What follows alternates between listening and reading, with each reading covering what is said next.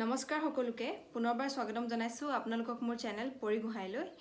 আজি মই আপোনালোকৰ ওচৰলৈ লৈ আহিছো আন এটা ৰেচিপি যেহেতু পছলাৰ লগত হাঁহ মাংস সকলোৱে খাইছে বিভিন্ন ধৰণে বনাই মেলি খাইছে কিন্তু মই আজি অলপ বেলেগ ধৰণে বনাবলৈ চেষ্টা কৰিম তেন্তে দেৰি নকৰি আজি ভিডিওটো আৰম্ভ কৰো আহক ইয়া মই লৈছো পছলা হাঁহ মাংস আলু পিয়াজ জলকীয়া আদা নহৰু পেষ্ট কণ বিলাহী আৰু ধনিয়া পাত এতিয়া কেৰাহীখন গৰম কৰি তেল দি লম তেলত অকমান নিমখ দি লম খখিনি দি কিনে ভালকৈ লৰাই লম তাৰ পিছত দিম নিমখ ৰং জলকীয়া হালধি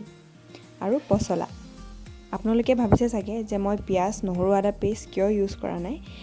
মই যে কৈছিলো ভিডিওটোত যে অলপ বেলেগকৈ বনাবলৈ চেষ্টা কৰিম সেইকাৰণে মই পিয়াজ নহৰু আদাখিনি এটা দি লোৱা নাই অলপ পিছত দিম যেতিয়া অলপমান তেল উপঙি আহিব আপোনালোকো এদিন এনেকৈ বনাই খাই চাবচোন কেনে লাগে জনাব এয়া চাওক তেলখিনি কি ধুনীয়াকৈ উপঙি আহিছে আৰু এতিয়া আমি ইয়াত পিয়াজ জলকীয়া আদা নহৰুৰ পেষ্ট দি দিব পাৰিম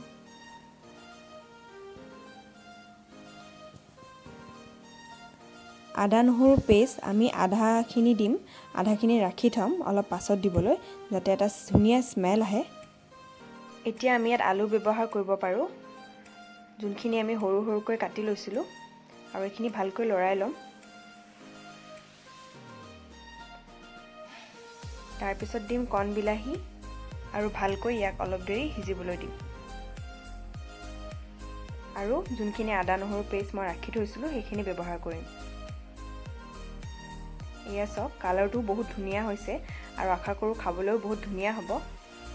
যেহেতু আলু আৰু মাংসখিনি ভালকৈ হিজি গৈছে এতিয়া নমাবলৈও হ'ল সেইকাৰণে আমি এতিয়া লাষ্টত ধনিয়া পাতৰ ব্যৱহাৰ কৰিছো আৰু এইখিনি গেছ অফ কৰি নমাই দিম এয়া আমাৰ পছলাৰ লগত হাঁহ মাংস ৰেডি আজি ভিডিওটো চাই কেনে পালে কমেন্ট সেকশনত জনাব আৰু ভিডিওটো লাইক শেয়াৰ আৰু সাবস্ক্ৰাইব কৰিব নাপাহৰিব আৰু সাবস্ক্ৰাইবৰ লগতে সাইডত এটা বেল বটন আছে হেতু প্ৰেছ কৰি দিব যাতে মই যেতিয়া ভিডিও আপলোড কৰো আপোনালোকে নটিফিকেশন পাই যায় ধন্যবাদ